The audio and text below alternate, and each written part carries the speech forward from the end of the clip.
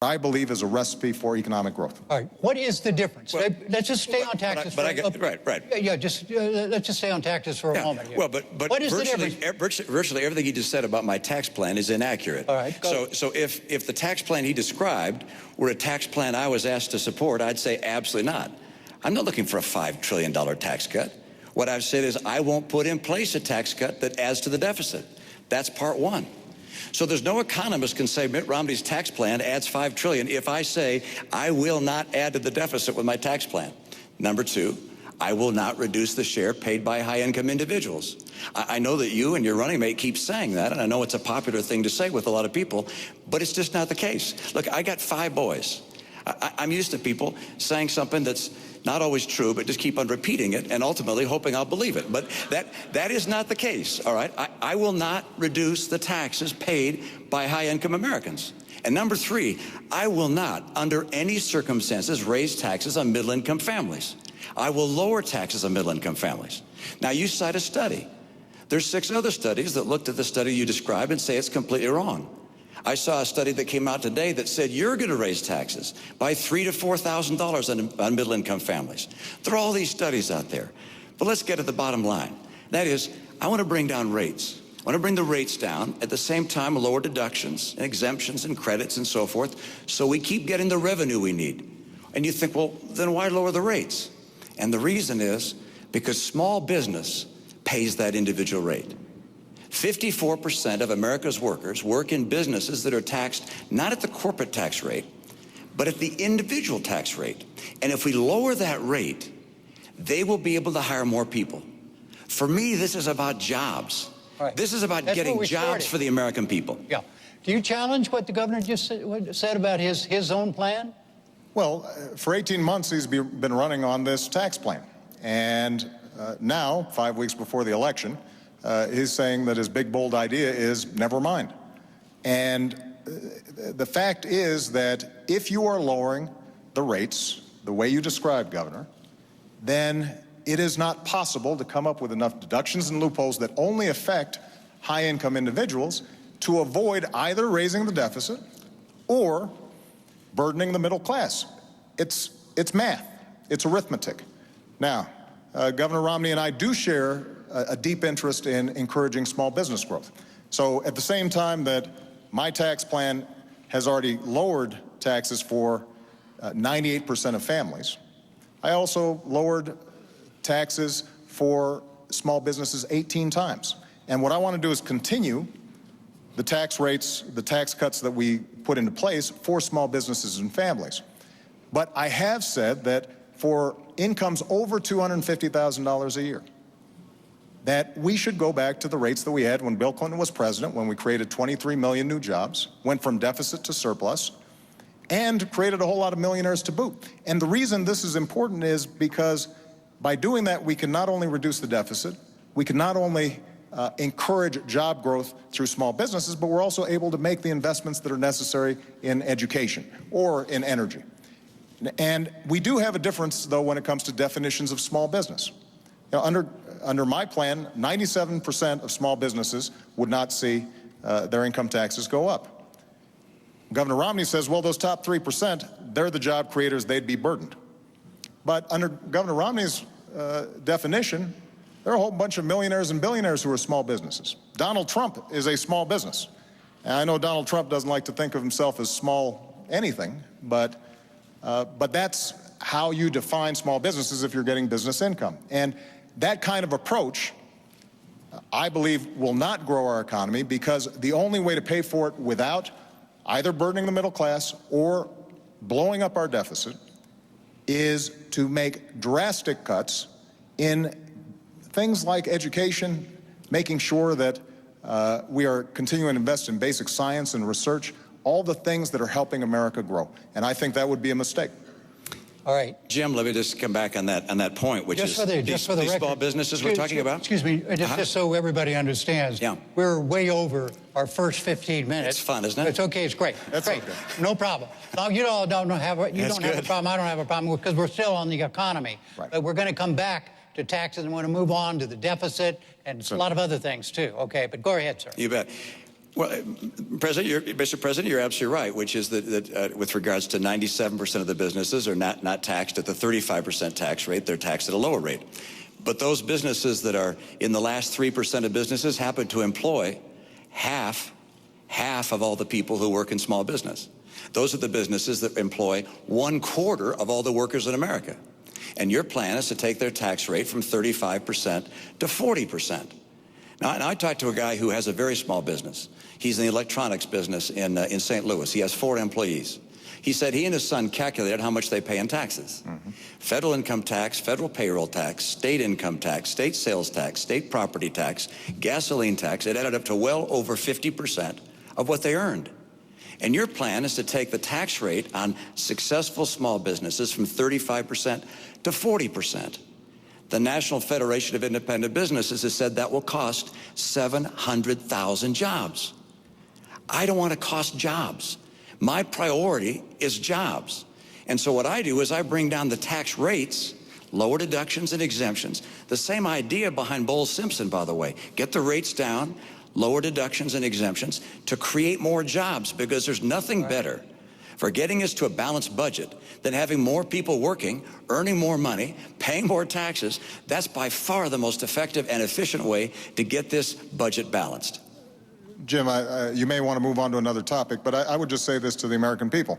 If you believe that we can cut taxes by $5 trillion and add $2 trillion in additional spending that the military is not asking for, $7 trillion, just to give you a sense, over 10 years, that's more than our entire defense budget.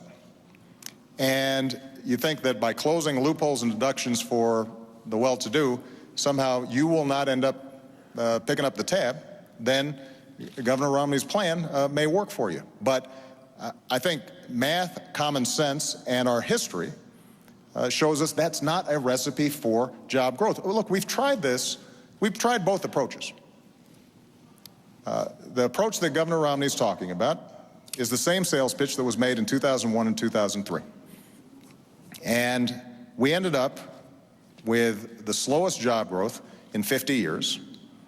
We ended up moving from surplus to deficits, and it all culminated in the worst financial crisis since the Great Depression. Bill Clinton tried the approach that I'm talking about. We created 23 million new jobs. We went from deficit to surplus, and businesses did very well. So in some ways, we've got some data on which approach is more likely to create jobs and opportunity for Americans. And I believe that the economy works best when middle-class families are getting tax breaks so that they've got some money in their pockets. And those of us who have done extraordinarily well because of this magnificent country that we live in, that we can afford to do a little bit more to make sure we're not blowing up the deficit. Jim, the president began this segment, so I think I get the last word. So I'm going to take it. You're going to get the first word in the next segment. Well, but he gets the first word of that segment. I get the last word of that segment. I hope. Let me just make this comment. First of all, let me repeat what I said. Right. I'm not in favor of a $5 trillion tax cut. That's not my plan. Okay. My plan is not to put in place any tax cut that will add to the deficit. That's point one. So you may keep referring to it as a $5 trillion tax cut, but that's not my plan. Okay. Number two, let's look at history. My plan is not like anything that's been tried before.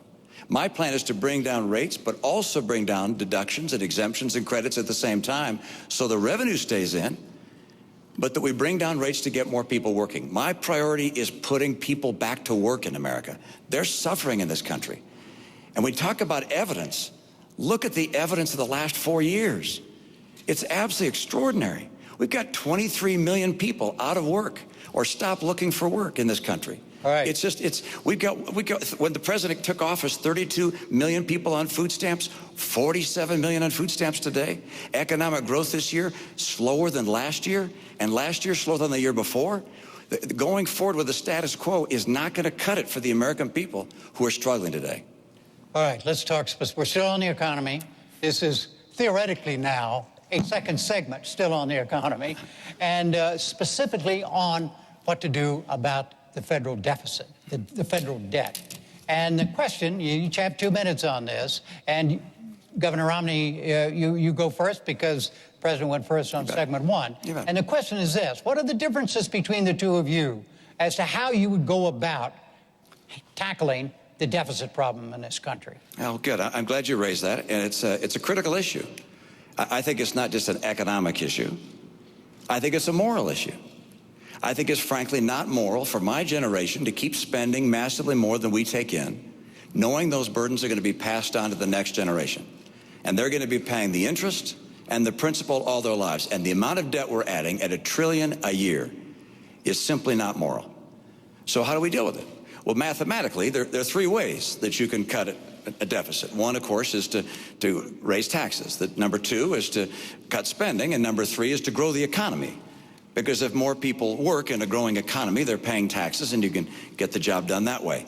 The president would prefer raising taxes. I understand. The problem with raising taxes is that it slows down the rate of growth, and you can never quite get the job done. I want to lower spending and encourage economic growth at the same time. What things would I cut from spending? Well, first of all, I will eliminate all programs by this test if they don't pass it. Is the program so critical it's worth borrowing money from China to pay for it? And if not, I'll get rid of it. Obamacare is on my list. I apologize, Mr. President. I use that term with all respect, by the way. Good. Okay, good. So I'll get rid of that. I'm sorry, Jim. I'm going to stop the subsidy to PBS. I'm going to stop other things. I like PBS. I love Big Bird. I actually like you too. But I'm not going to keep on spending money on things to borrow money from China to pay for. So that's number one. Number two, I'll take programs that are currently good programs, but I think could be run more efficiently at the state level and send them to the state. Number three, I'll make government more efficient and to cut back the number of employees, combine some agencies and departments. My cutbacks will be done through attrition, by the way. This is the approach we have to take to get America to a balanced budget. The president said he'd cut the deficit in half. Unfortunately, he doubled it. $1 trillion deficits for the last 4 years. The president's put in place as much public debt, almost as much debt held by the public as all prior presidents combined. Mr. President, 2 minutes. When I walked into the Oval Office, I had more than $1 trillion deficit greeting me. And we know where it came from. 2 wars that were paid for on a credit card, 2 tax cuts that were not paid for, and a whole bunch of programs that were not paid for, and then a massive economic crisis. And despite that, what we've said is, yes, we had to take some initial emergency measures to make sure we didn't slip into a Great Depression. But what we've also said is, let's make sure that we are cutting out those things that are not helping us grow. So 77 government programs, everything from aircrafts that the Air Force had ordered but weren't working very well. 18 government programs for education that were well-intentioned but weren't helping kids learn. We went after medical fraud in Medicare and Medicaid very aggressively, more aggressively than ever before, and have saved tens of billions of dollars, $50 billion of waste taken out of the system. And I worked with Democrats and Republicans to cut $1 trillion out of our discretionary domestic budget. That's the largest cut in the discretionary domestic budget since Dwight Eisenhower. Now, we all know that we've got to do more. And so I put forward a specific $4 trillion deficit reduction plan. It's on a website. You can look at all the numbers, what cuts we make and what revenue we raise. And the way we do it is $2.50 for every cut. We ask for $1 of additional revenue, paid for, as I indicated earlier, by asking those of us who have done very well in this country to contribute a little bit more to reduce the deficit. Governor Romney earlier mentioned the Bowles-Simpson Commission. Well, that's how the commission, bipartisan commission that talked about how we should move forward, suggested we have to do it in a balanced way with some revenue and some spending cuts. And this is a major difference that Governor Romney and I have. Let me just finish this point because you're looking for contrast. When Governor Romney stood on a stage with other Republican candidates for the nomination, and he was asked, would you take $10 of spending cuts for just $1 of revenue? And he said no. Now, if you take such an unbalanced approach, then that means you are going to be gutting our investments in schools and education. It means that Governor Romney talked about Medicaid and how we could send it back to the states, but effectively this means a 30% cut in the primary program we help for seniors who are in nursing homes, for kids who are with disabilities. Mr. President, I'm sorry. And that is not a right strategy for us to move forward. Way over the 2 minutes. Sorry. Governor, what about Simpson Bowles?